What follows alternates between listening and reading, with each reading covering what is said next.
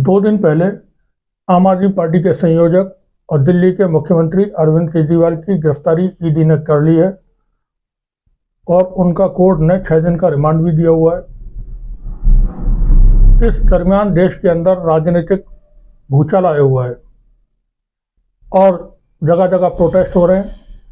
विपक्षी गठबंधन, इंडिया गठबंधन के जो साथी दल हैं, सभी ने इस गिरफ्तारी पर अपनी तरफ से आपत्ति जाहिर की है।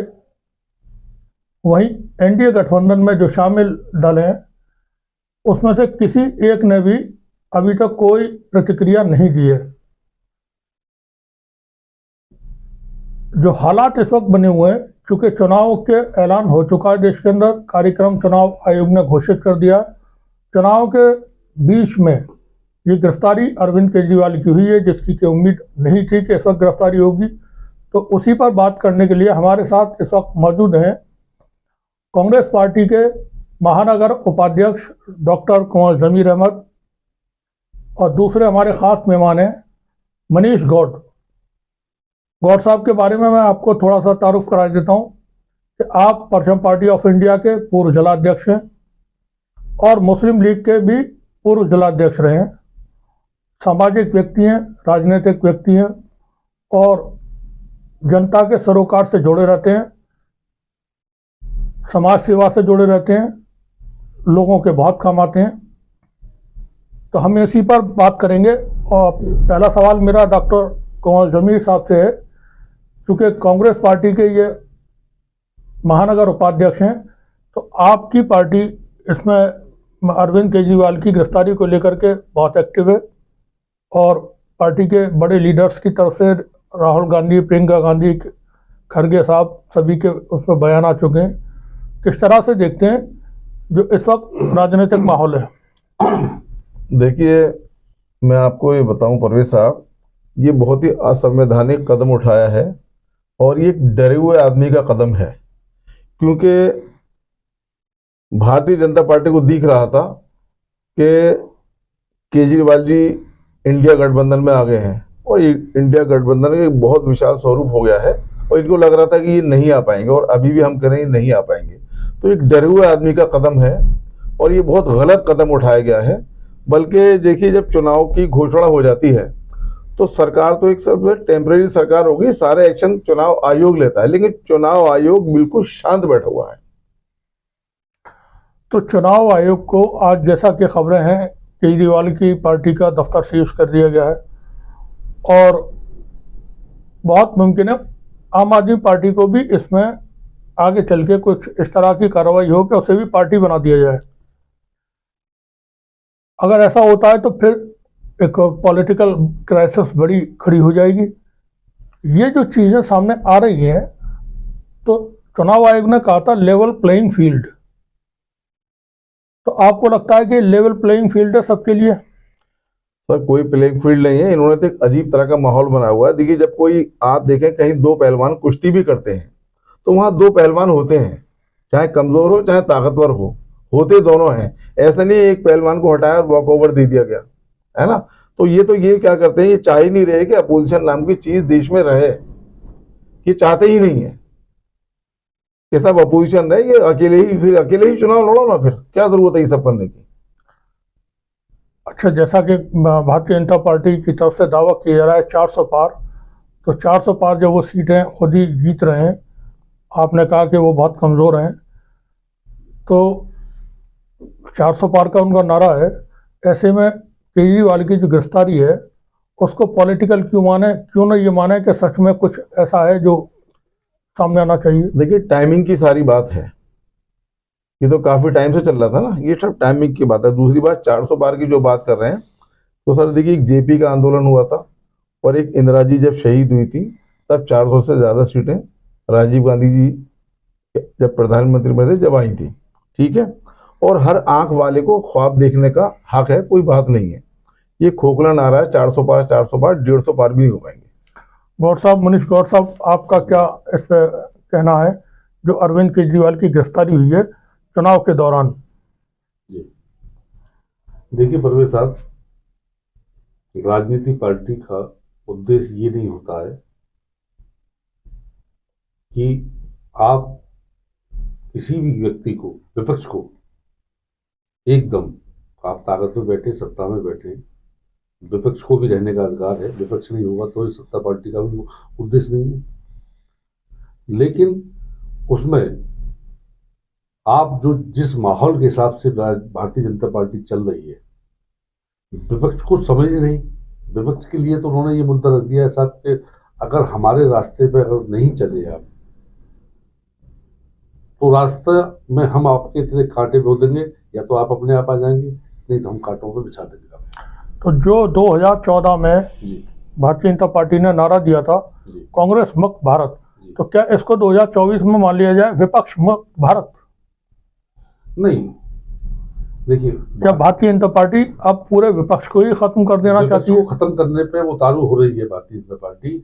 लेकिन एक चीज मैं आपसे और कहना चाहूंगा इसमें, देखिए, लोकतंत्र है ये। लोकतंत्र में चाहे कोई भी पार्टी हो, सबको चलने का अधिकार है, सबको बोलने का अधिकार है।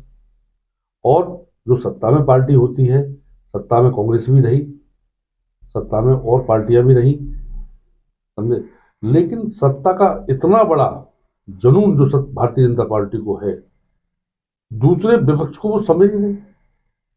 आप किसी के पास मुद्दा है, आपको ये मुद्दा जब मनीष सिसोदिया को जब गिरफ्तारी 1 साल पहले हुई थी उसकी, तो ये मुद्दा जब भी उठ सकता था।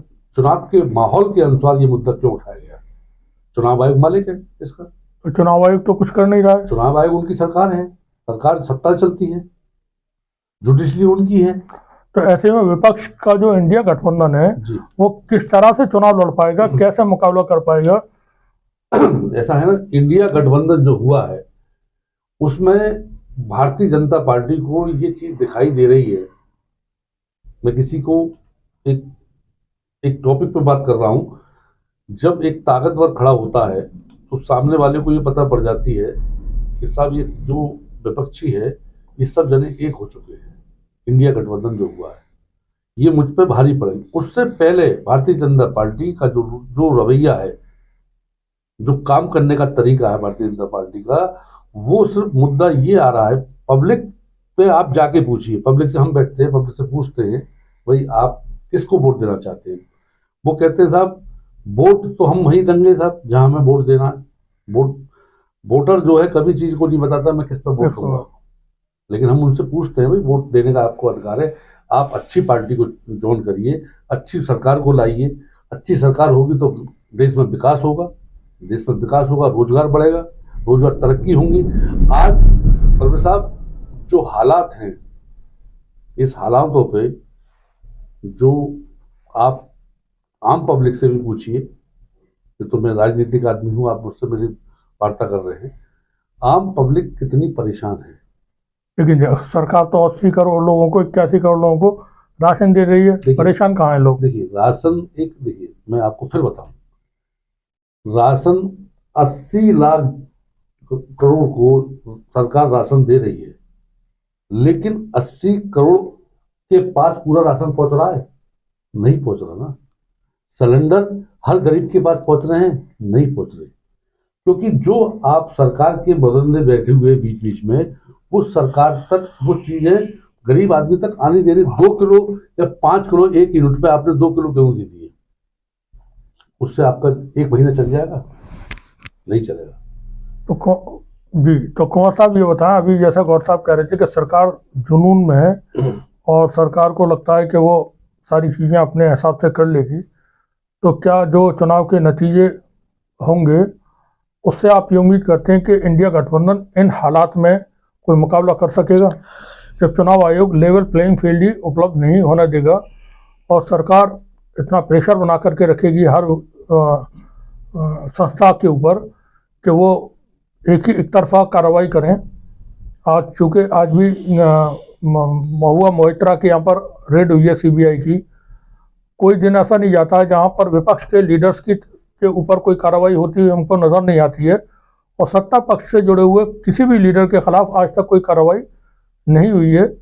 किसी भी मामले में बड़े बड़े चीज़ों में नाम शामिल आए, जैसे अब इलेक्ट्रॉनिक बॉन्ड है, तो इलेक्ट्रल बॉन्ड है, इलेक्ट्रल बॉन्ड पर अब ये दुनिया भर के सामने तमाम चीजें आ चुकी हैं, उसमें कार्रवाइयाँ होनी चाहिए थी। देखिए परवेज साहब, मैं अब तो देखिए ये खुला खेल हो रहा है, बिल्कुल हिटलरशाही चल रही है, सब लोग समझ गए।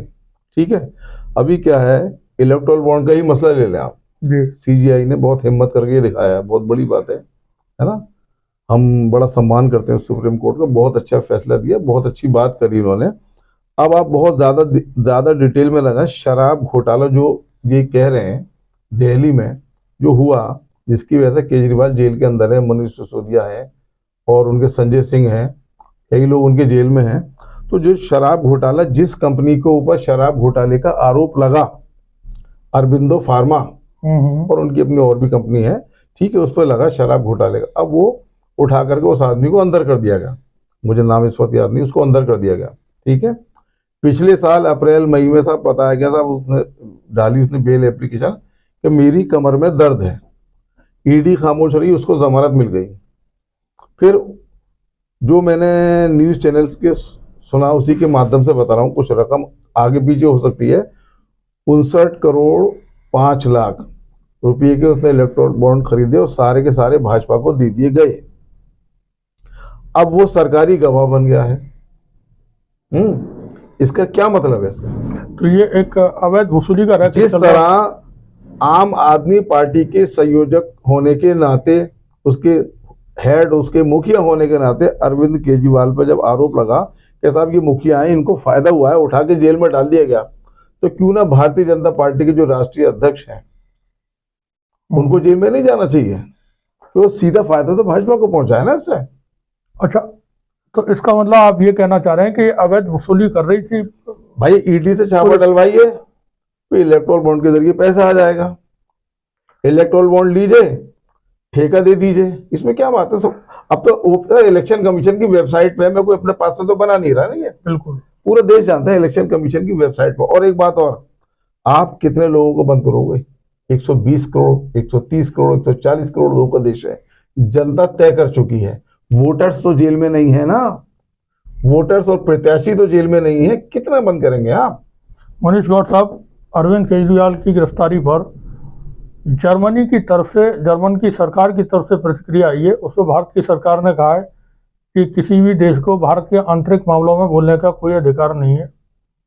भारत के विदेश अल जजीरा ने कितना सख्त लिखा है, जवाब दिया है। तो अब अरविंद केजरीवाल की जो गिरफ्तारी है वो एक इंटरनेशनल इशू बन गया। प्रधानमंत्री ने बड़ी मेहनत करके अपनी इमेज बनाई थी बाहर। अरविंद केजरीवाल की गिरफ्तारी इस चुनाव पर कितना असर करेगी? बीजेपी को उससे कितना नुकसान होने की आप संभावना रखते हैं? देखिए, ऐसा है कि केजरीवाल साहब की जो गिरफ्तारी हुई है,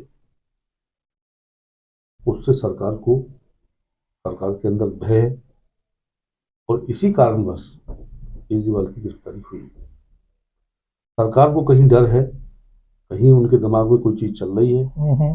जैसे इंडिया गठबंधन जो हुआ है, उससे केजरीवाल साहब के, उससे जैसे पंजाब में सरकार बहुमत में उनकी बनी। तो जब परवेज साहब किसी चीज को हमें डर होता है, तभी हमारे हाथ से गलतियां होती हैं। और देखिए, तानाशाही तो हिटलर ने की, उसकी भी नहीं रही। ये तो सरकार हर समय के हिसाब से मौसम बदलता है, सरकार भी बदलती है।